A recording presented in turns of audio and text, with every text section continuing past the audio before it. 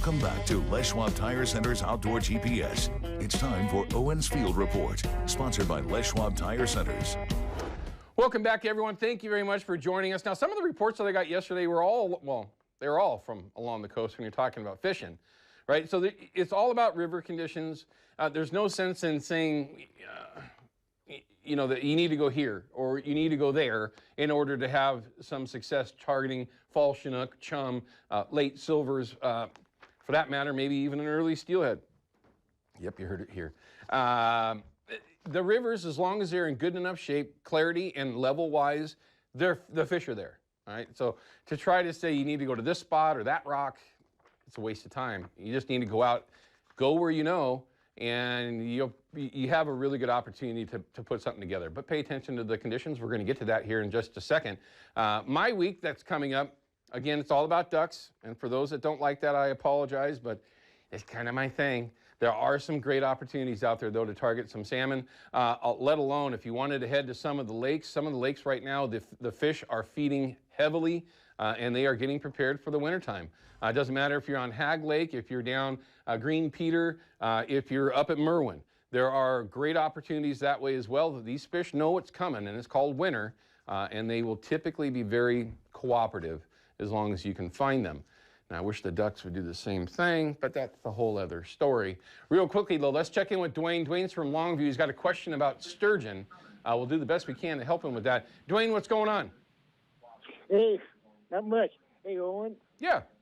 Fish on the cows quite a bit right now. It's blowed out, but I was talking to a fish counter, and he said they might open the sturgeon fishing in January. You mean down in the main stem of the Columbia below Bonneville? Yes.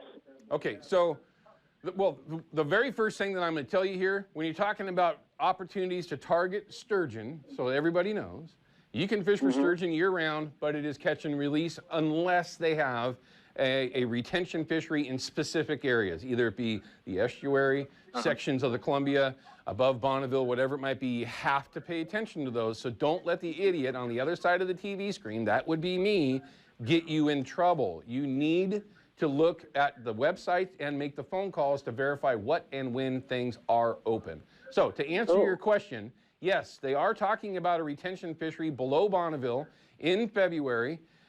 Where that's going to be and if they've approved it or not, I honestly can't say. The only thing that I know that they did approve is the fishery in Bonneville Pool after the first of the year above Bonneville for retention of sturgeon. So that's the only retention season that I'm aware of currently. And now, of course, that can change quickly. It's very difficult to keep up with their management of sturgeon. As ridiculous as that sounds, it's true. But so the best way I can answer it is they were talking about an opportunity below Bonneville for a retention other than the estuary. Don't know if that's been approved or not. Really, you got to go to ODFW or Washington Department of Fish and Wildlife's website and look at current updates. It's easy to find. Both of their pages has a big link right there on recent changes. And once you click on it, it'll give you all that relatively new info. But the fishery above Bonneville has been approved. So that is going to happen. So if they are talking about that one, that's a yes. If they're talking about below Bonneville, not quite certain. But again, just verify before you go. And don't let me get you in trouble. Dwayne, thanks for your phone call, partner. We appreciate it. Real quickly, though, let's go to the river levels before we pull up Katie Sneega and find out what the weather's going to be. Nothing's really changed since yesterday. Everything's very stable. My home river right here at 12.9, like I mentioned. Could be, this week. I haven't run the boat since I put the pump on, so I might, who knows, just go run for a little bit, see if I can find a rock, that I didn't know about.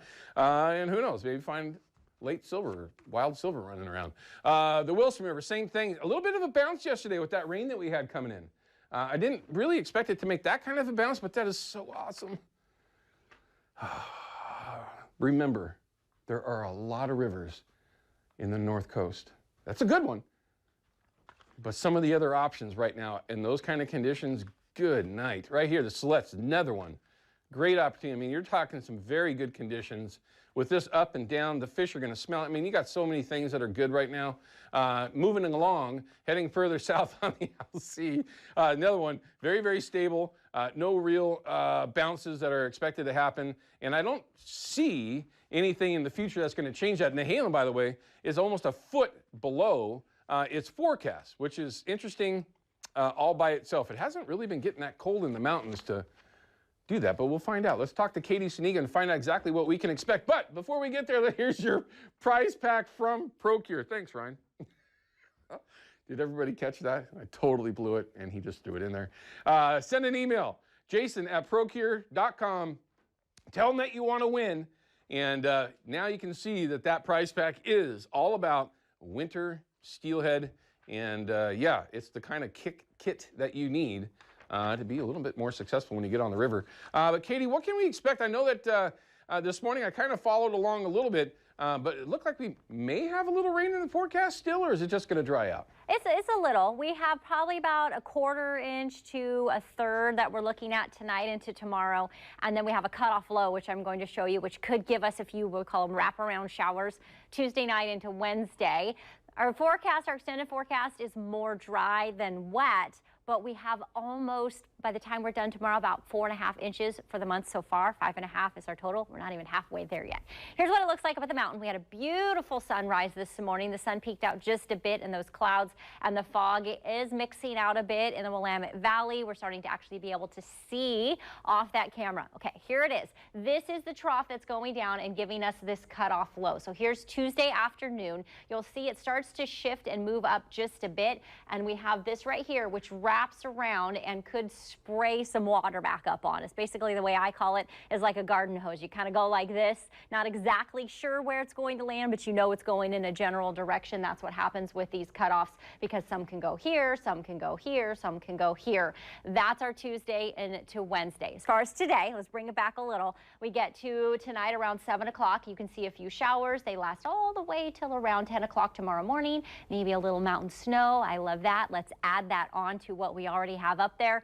And then right there, those are those wraparound showers that I was mentioning to you Tuesday night into Thursday. How much are we going to get? Well, that's what we were just talking about over the next 3 days. At this point, it looks like we could see right around 4/10 of an inch. If we get that, that'll surpass us into just a little more than 4.5 for the month. And then that wonderful extended forecast, the 7-day I mentioned, a little more dry than wet, and temperatures pretty mild at or just below average in the 50s. Overnight, we cool back to average once we get through the middle of the week. So you're saying there's no snow in the immediate forecast to the valley floor? No, not for the valley floor. No, we had a podcast talk about that this last week. At this point, we saw our first valley snow. I think the record is in like October. Obviously, we've surpassed that, and we're not seeing anything likely right now. Katie, have a great week. Thank you very much. Looks like it's going to be nice, everyone. If you do get the chance to get out there, at least the weather will be kind of nice. But yeah, I'd like to see some cold, some rain. Again, I'm a duck hunter. That's kind of what we like. Anyway, we're going to cut to a quick break. When we come back, I've got Tony and Nick Amato here in the studio from STS Magazine. We're going to talk about, well, a pretty good-sized change to a legendary company here in the Northwest. And it's all good stuff. We'll be right back. Outdoor GPS is brought to you by P-Line, because we fish, by Hawken Fishing, perfection in fishing gear, and by Haxton's Canvas and Upholstery, the trusted name of the Pacific Northwest.